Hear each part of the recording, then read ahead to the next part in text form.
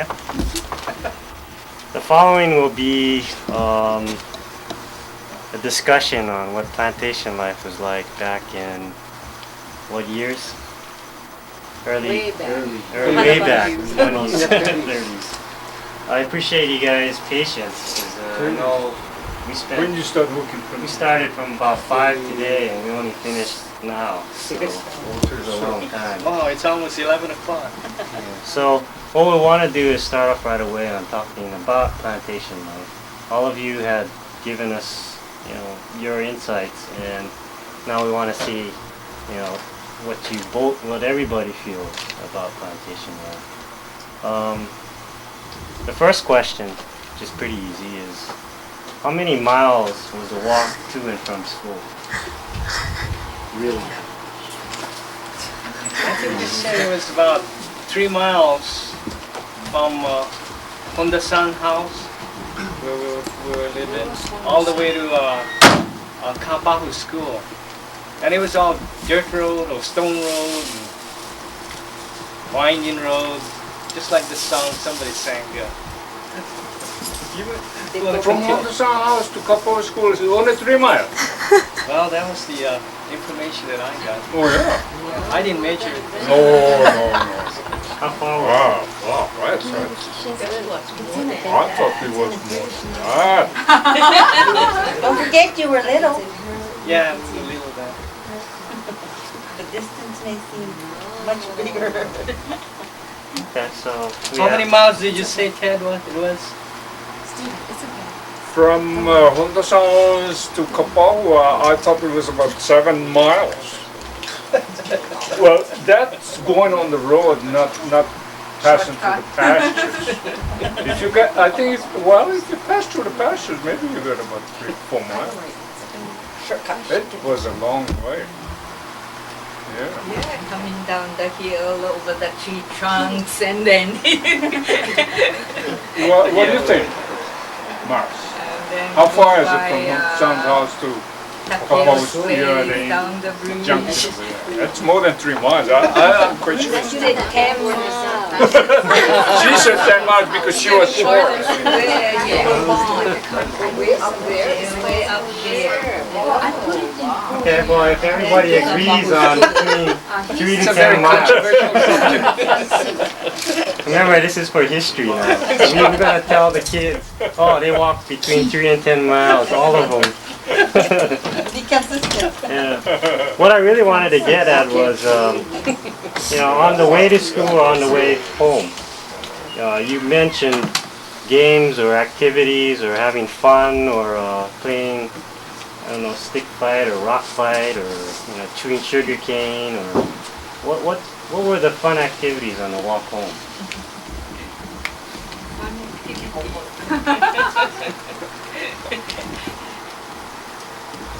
We wanted to catch a ride, We wanted to catch a ride, so whenever we go a shortcut in the pasture, when we hear a car coming, we run back. Run back or ring up. But sometimes they don't pack us, so wow. We have to go back in the pasture. When you were running back to the street, who would be the person? Back to the trail. Who was the person that was driving that would stop and pick you up? Oh, Only the people that we know in Kapahu, would stop. But like other people that we don't know won't stop naturally. Did you do anything on the way to school?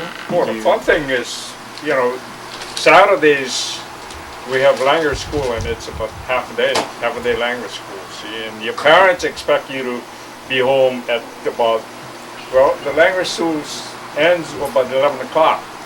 So they expect you to be home about 12:30, 1 o'clock. The fun thing is, when they have a lot of fruits or whatever on the trees, like rose apple, locusts, we go up on the trees and, pick those things, eat it. And they used to have a lot of, sugi is what? Pine. Is it, pine? Cypress. Yeah, they have, Cypress. See that? cypress trees. Oh, they have cypress trees that with wide branches, you know. So we go up on the tree and jump from branch to branch, enjoying ourselves. And you know, when we reach home about just about sundown, and we used to get a scolding of our life. What are you guys doing?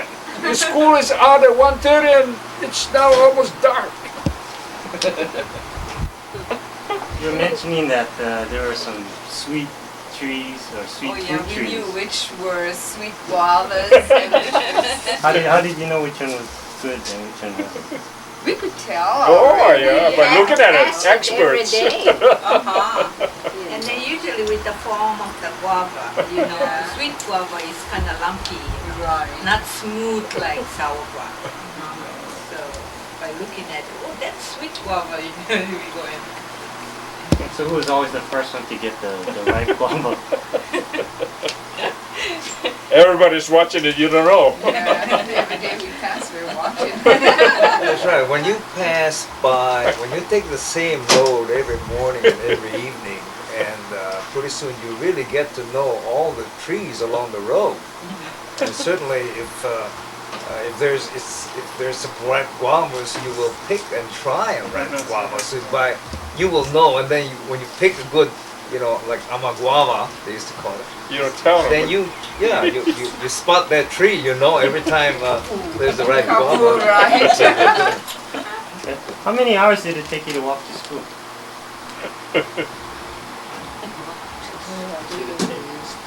Oh. Gee, H, you should know how we used to all walk to school. H must, What time did you wake up? such a basic question. It's still dark. Yeah, really. Well, I'm saying from my experience, we will be gotten up by the parents at daybreak. When it's dark here, and of course we don't get up right away. Mama has to come upstairs about 2 or 3 times before I get out of bed. Once we get out of bed, then we have our breakfast. Then before going to school, the standard procedure was, that square shoyu can used to have 1 gallon size.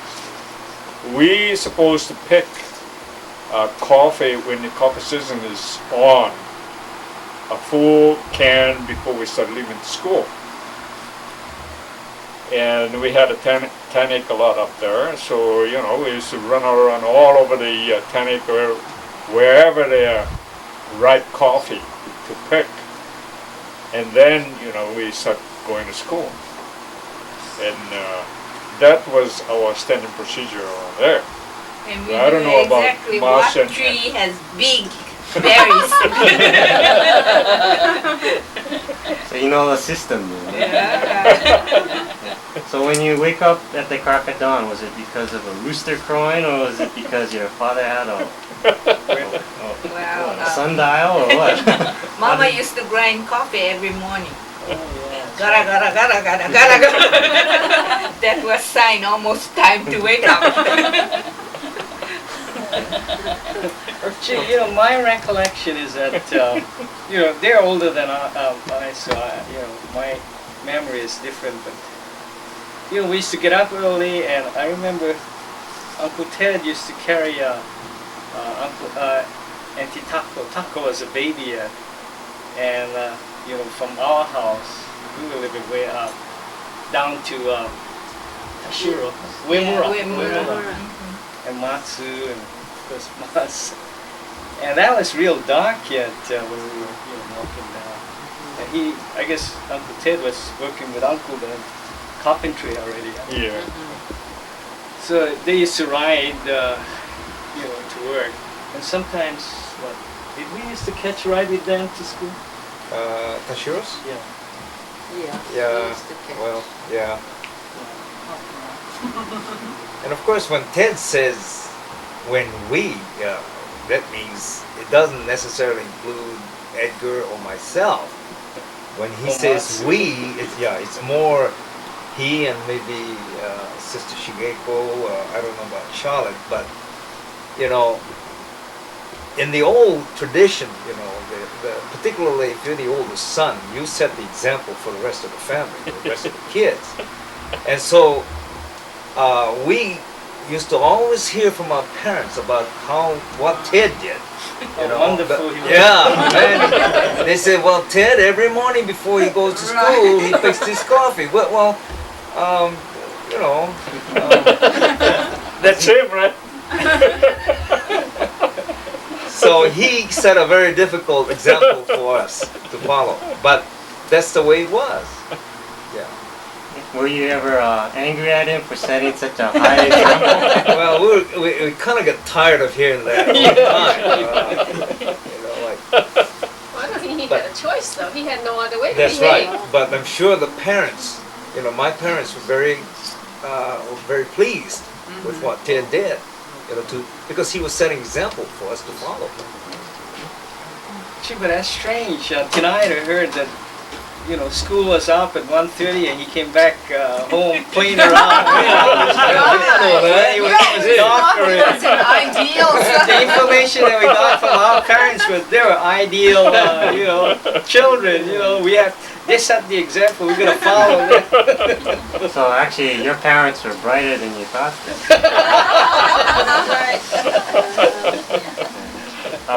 You have any funny occurrences that ever happened on your way to school? Funny occurrences. Yeah. Any unusual or scary or? I remember, I don't know if books were around, but you know, there was a huge ohia tree, and there was a bee nest. You know, it wasn't yellow jacket; it was honeybee. Honeybee nest. And you know, the guys used to have slingshots. And you know, when you shoot at the bee nest, the bees start swarming down. You know, the boys, you know, they have short hair, but so you know, they just shoot at the bee nest, and you know, the bees start swarming all over the girls, you know, hair and everything. But that was some of the you know, happier times. Well, when we were going to school, after you go to English school, then we go to language school. And language school, I think English school was over about 2 o'clock, I think. And we go to language school, and by the time language school is over, it's about 3:30 in the morning. And coming home, well, first we start passing sugarcane field, and then we go through, you know, pastures and try to get home. But I remember us kids going into the sugarcane, you know, breaking sugarcane, chewing on it, and we really made a mess of it, you know, widespread area and no sugar. And I thought that was really, you know, now thinking about it, you know, I said, geez, lucky the plantation owners didn't come around and look for us, you know. All the kids used to do that.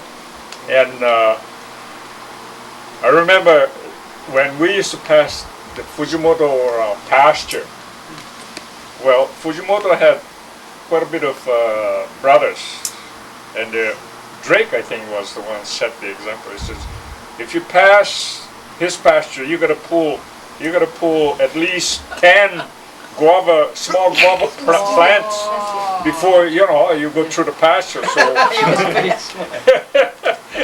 we used to do that, you know, being good kids. So yeah, Listening to the elders. Mark Twain. I used to be afraid of going through the pastures because of the bulls. You know, Oh, they said that the bulls cattle- would really, you cattle know, in attack there. you. And so going through the pastures, you have to be really careful that the cows wouldn't bother, but then the bulls would. They would chase after you. That used to kind of scary. So, some of you mentioned about bloodsuckers. Something on the way Snail? through the pasture, they jump on your leg. Yeah, Especially rainy days. right. What By was the that? rose apple trees, I think under that, where it's really damp. Those are scary. I don't see those, that kind of things anymore in Hawaii. Slugs. No. Do you see? Is it what? Is it slugs? That's Long. I guess, something like that. Triangle head and then long, they're like earthworm. Yeah. Oh yeah. Thin, and it's so sticky that it sticks on you. Oh, If you leave it be, I guess it's now I remember. Yeah. I used to ask you to take them off every time. You used to Yeah, pick and it we up. were all barefooted. That's Yeah. why. I mean, we didn't have shoes. We then. didn't have shoes then. Yeah, Yeah. really. So Growing we up, had to go barefooted and ooh.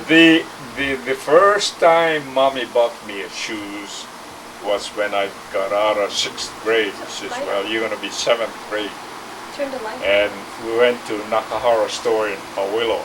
Top. And she said, "Well, try on the shoes." Top. I think I was wearing 5, I think, and this was a size 6 shoes.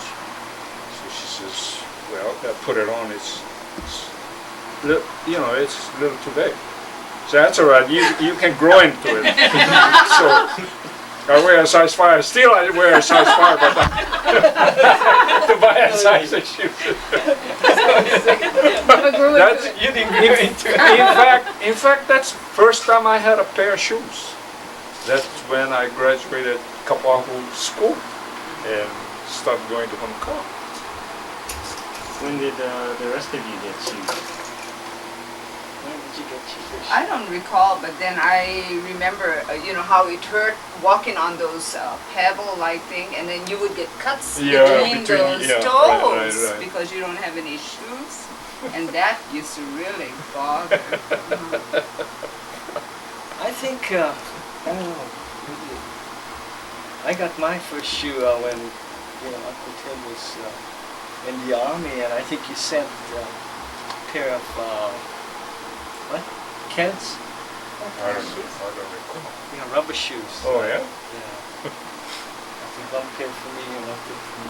Oh yeah. So nowadays, That's about 6 or 7 grade.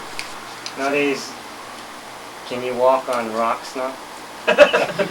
No more walking anymore.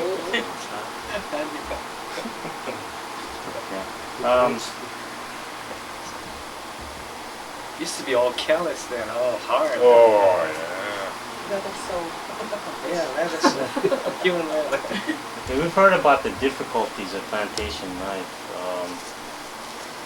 You being such a close-knit family, how did you overcome these problems? What helped you get through it? Difficult in what? In In surviving? well, Dad bought a lease from Honda-san on a 10-acre coffee land from there. And he was the sole person able to take care of the land. That was, I think I was about 13 or 14 when he went up there. And, for one person to take care of 10 acres with, it's not a fully grown coffee tree.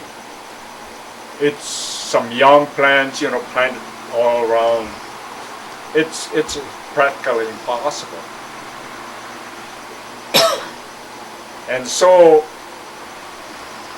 when the only time that we can have an income from the land, 10-acre land, is when we harvest coffee and send it to Uncle Tashiro, who, take it from the what we call cherry. I don't know. Steve is sleeping, but he knows what we call it, but what we say cherry, ripened coffee.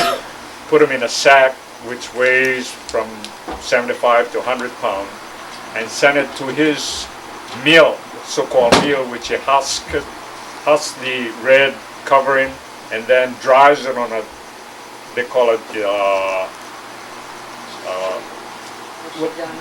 Drying. yeah, hoshidana, or drying shell. You know. So that's the only time when we harvest the coffee from the field and send it through him. That's the only time you can see cash coming in. But in the meantime, you have to survive the whole year, right? So what was happening is we didn't have enough production on the coffee field to, you know, to keep us going. So what was happening is Uncle Tashiro subsidizing us for a while. So that kept on until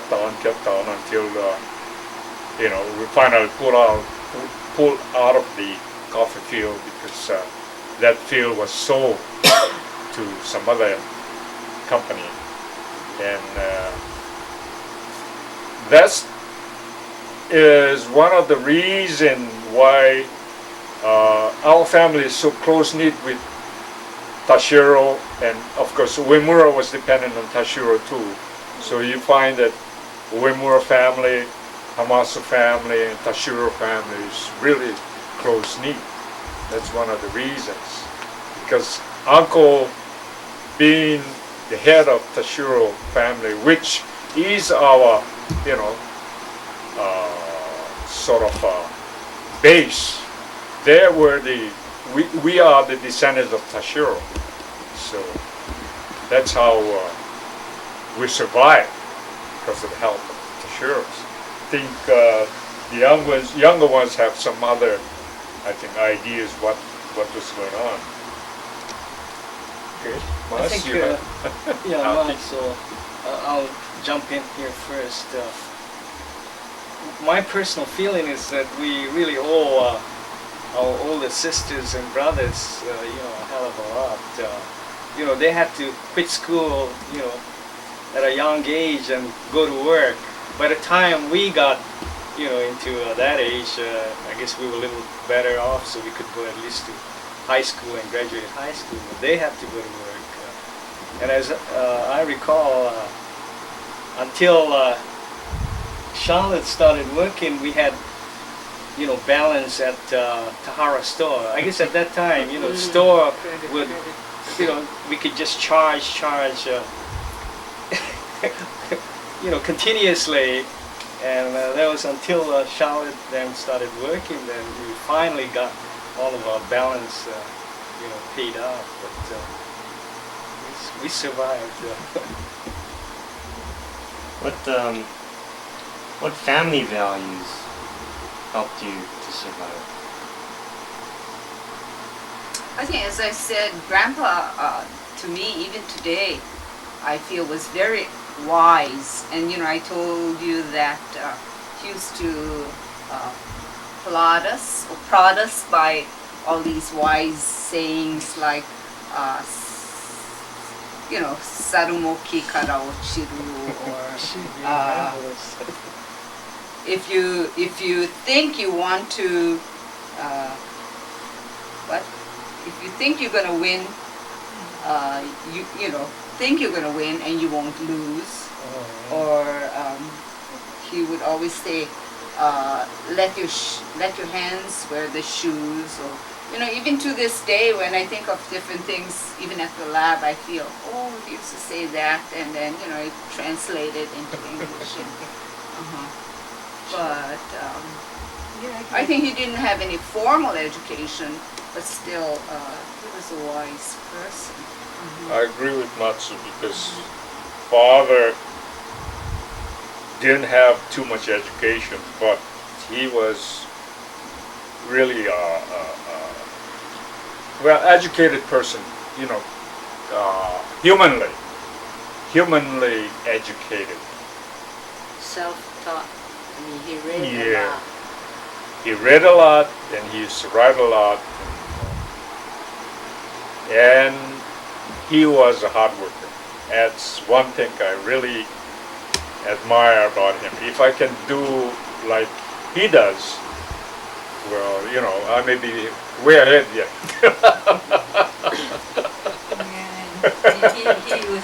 He usually say, 一日に1時習えば10日には10時になるぞ習え久熊 You know, person, Hisaguma was the son, and a person said, if you learn one word every day, 10 days, you learn 10 words.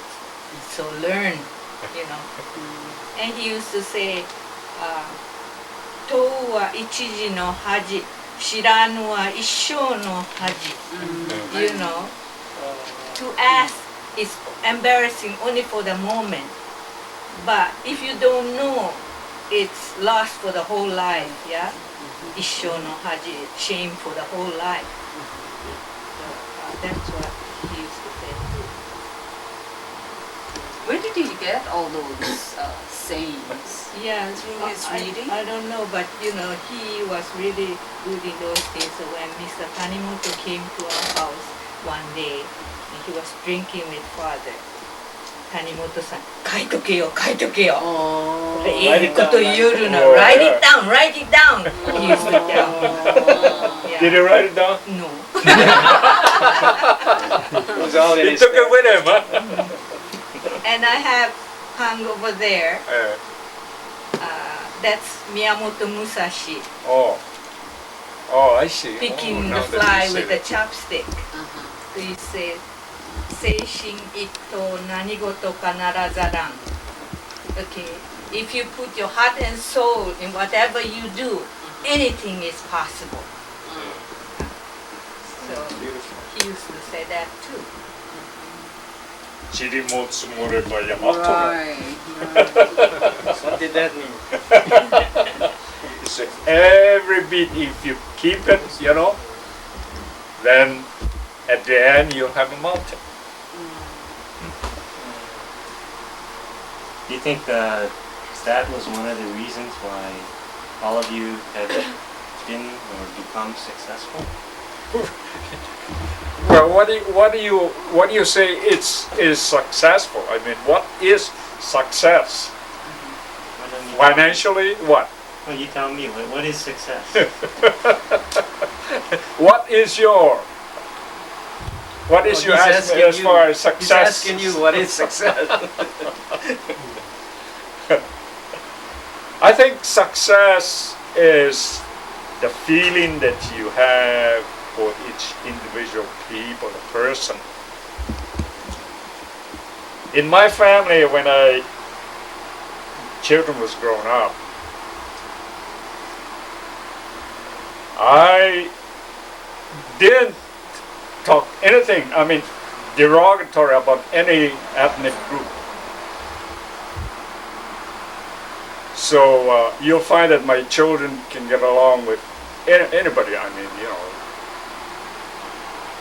And I listen to father, he says, if you don't have anything nice to say about a person, don't say it. And really, I feel that I've obeyed what he said. And even my wife feels that way too. So you don't find me or my wife saying anything bad about somebody else. I So- think that was father's philosophy. That's right. Because no matter who came in, he used to welcome them in and That's say, right. drink, drink. You know, he used to offer drink to anybody that comes. Whenever they come, say, come inside, drink, drink, you know. So I used to get mad sometimes. In fact, Uncle Tsumi mentioned that when I was talking to him. And why don't you describe what grandfather or what their father was like?